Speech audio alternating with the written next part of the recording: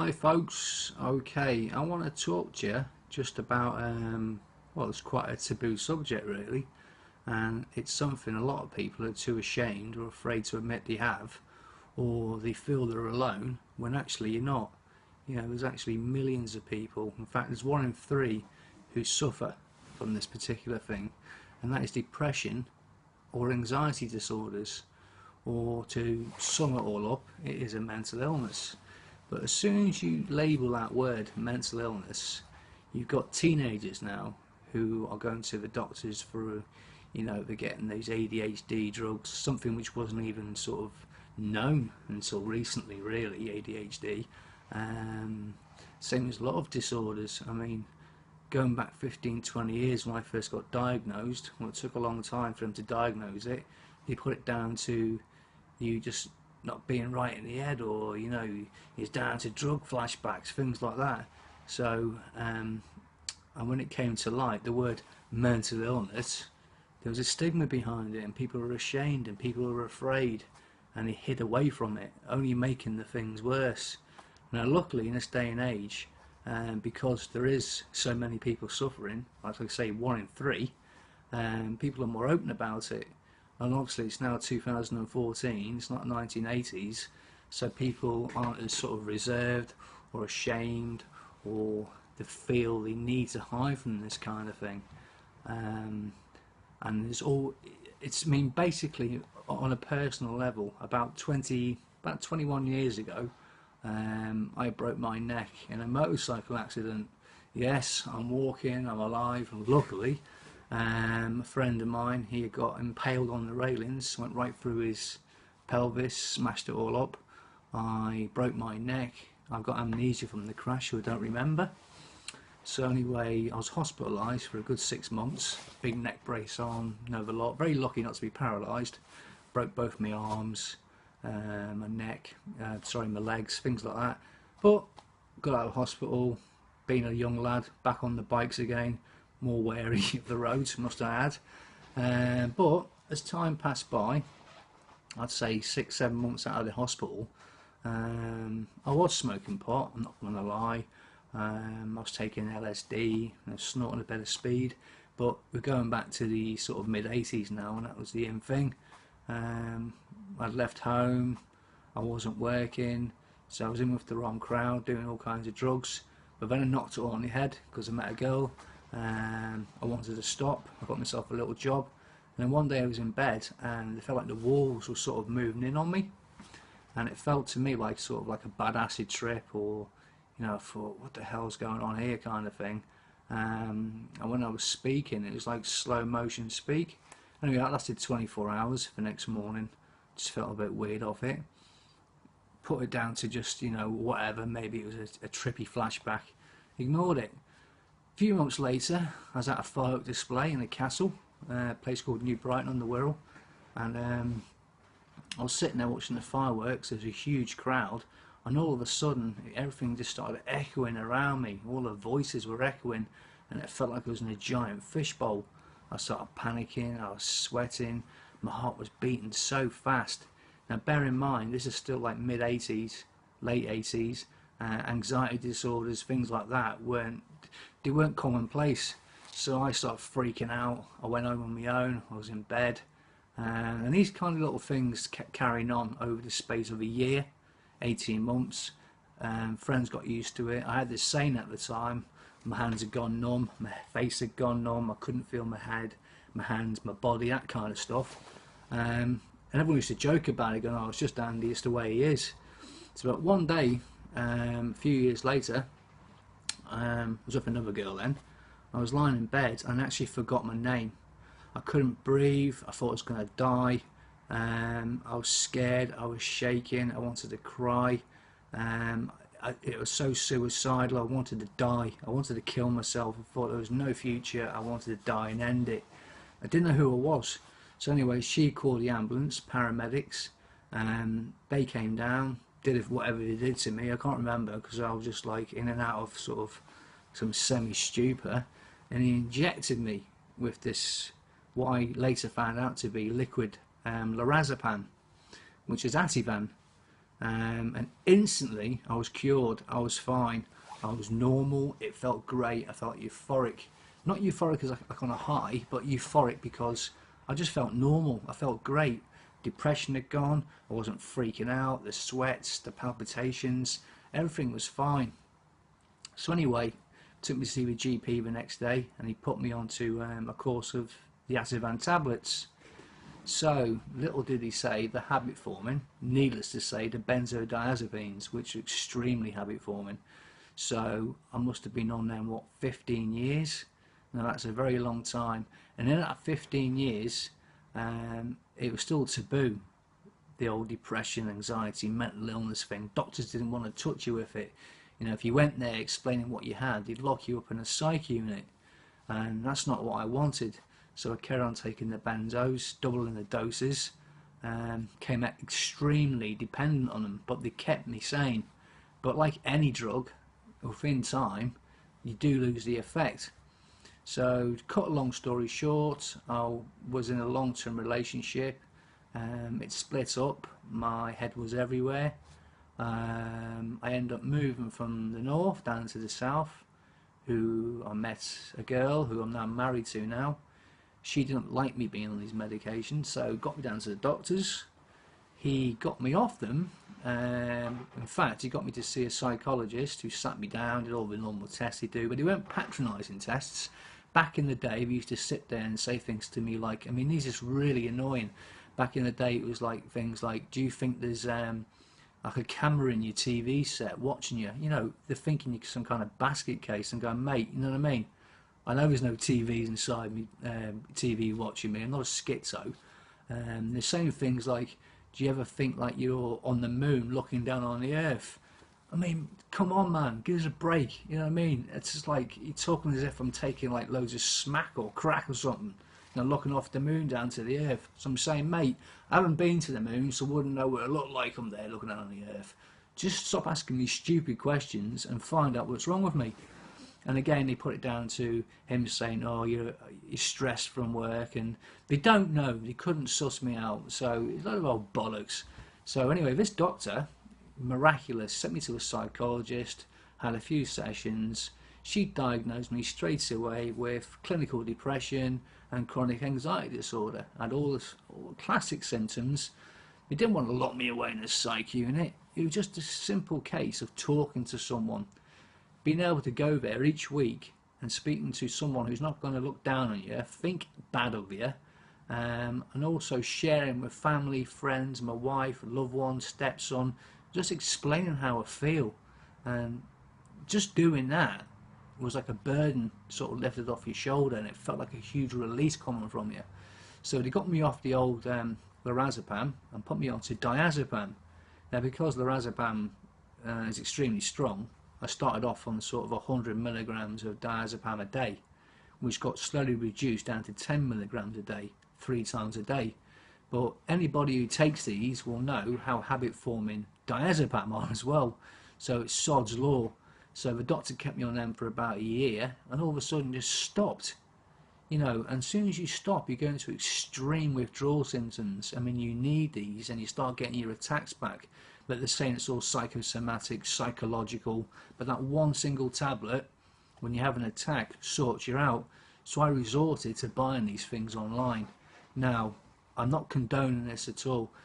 Do not buy them online, because you could be buying chalk, rat poison, anything, just placebos. You think you're buying a medication when it's actually poisonous. Luckily, the person I was buying it from was a trusted vendor, but I shouldn't have to go and buy them online when your own GP has got them there for you for a diagnosed illness that you suffer from. But because the government are on budgets and it's cost effective, and doctors and GPs have got budget guidelines to meet, by not trying to get people dependent on medication, they won't give you them. Therefore, they switched me onto citalopram, an antidepressant. Worst thing you can ever have. As soon as the quack puts you on them, you know there's a warning sign. They're telling me, oh, it's not for depression, it's for your anxiety. Now, obviously, for the first 2 weeks, you're suffering horrendous side effects. You know, you're having suicidal thoughts. Ironically, they're antidepressants. You can't sleep, your anxiety's coming back. Anyway, I was on these for about a year, and the biggest side effect we don't tell you is extreme death of a sex drive, your libido, whatever you want to call it, which can then put stress on your relationship. So they're a bad thing to have. I mean, there's many antidepressants out there, a lot, but they seem to sort of fob everybody off if they've got any kind of problem with citalopram, and they're not a good thing. I wouldn't recommend them to anyone.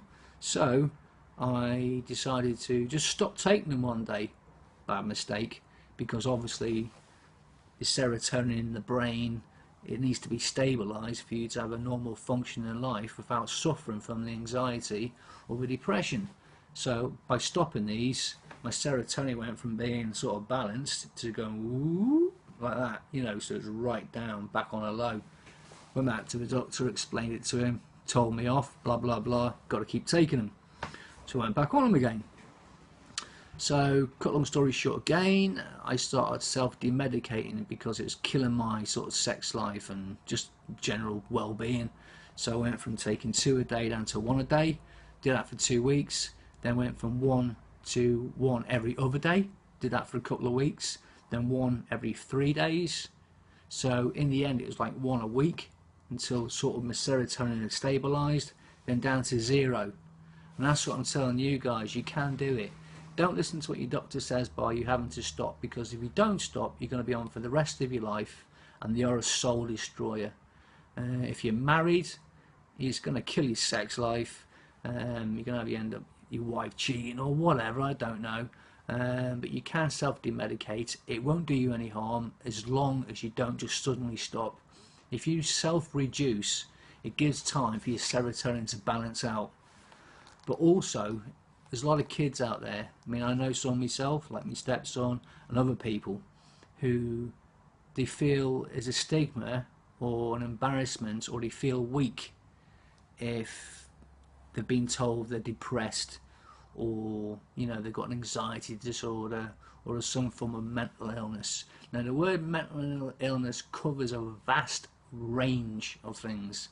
Now, in this society with technology, you've got your Facebook, you've got cyberbullying, you've got, you know, there's not enough jobs going around, the mass immigration, there's a lot of crap going on in the world, and you've got wars, there's death on the news every day, there's kids getting killed, I mean, gang warfare, stabbings, there's so much pressure on our youth today. There's no wonder they're getting anxiety or stress or some kind of mental screw up in the brain, and there's no shame to it.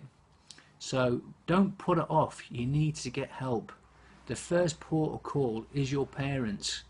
Don't be ashamed. Don't feel you're going to get laughed at, and don't under any circumstances let people say to you the words, oh, pull yourself together, or you're going to be alright, or don't worry about it, or you're just freaking out. You're not. That's not a true friend. That's not a listener.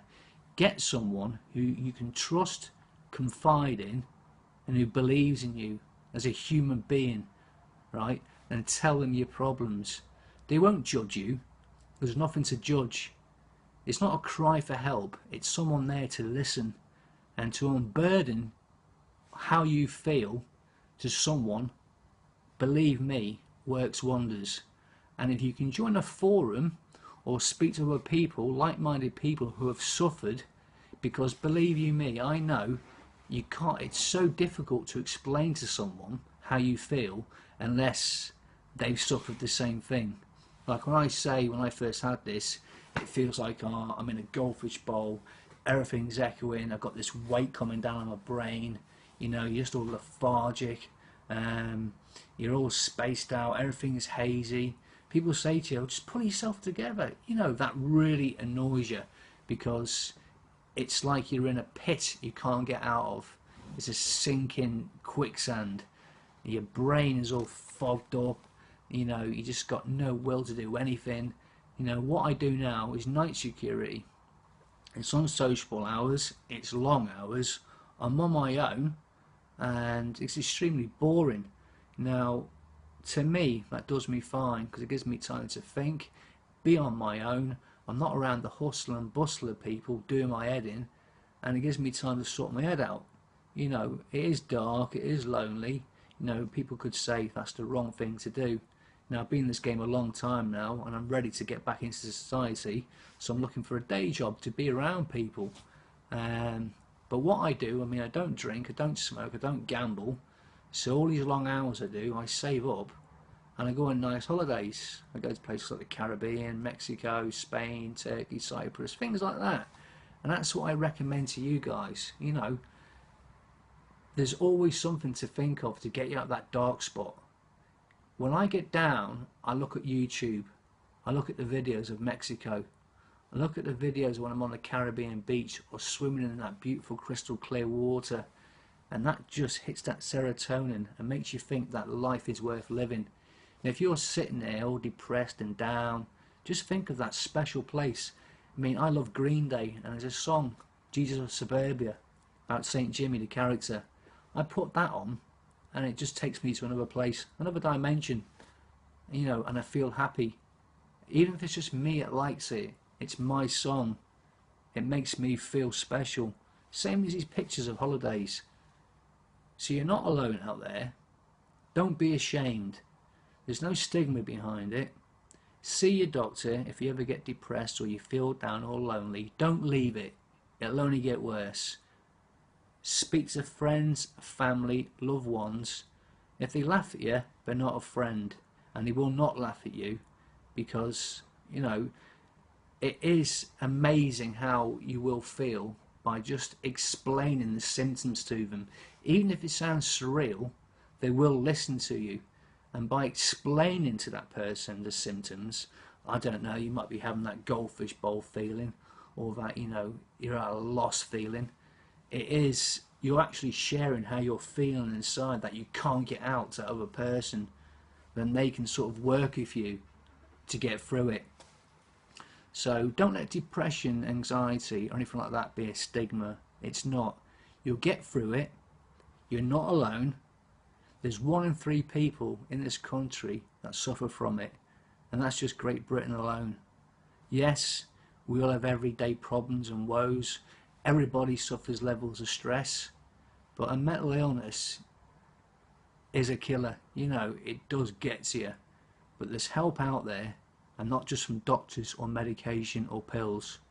It's all about talking, sharing, and going to that special place. Don't be alone. Be safe. Don't sit alone and dwell. And don't do anything stupid. If you're ever worried, come to my channel and speak to me personally, and I'll help you through it myself. I'm here. I've suffered a long time. I've suffered for 20 years. I know how to combat it. I know how to get through it. It just takes love, support, and people to talk to, and that one special place. Never forget that special place. When you get down, put on your favourite song. Put on a little place on the video, I don't know, or a picture of a place you want to go on holiday, and work towards that place. And once you've been to that place, take enough snapshots or videos so you can rewind and watch and realise that life's not bad. There's places out there of beauty and wonder, the same as you. You're full of beauty, you're full of wonder, you're unique, you're an amazing person. There's only one of you, and remember that, okay? Do not be ashamed. And I'm always here, and I'm a good listener, and so should your friends, and you're a good person.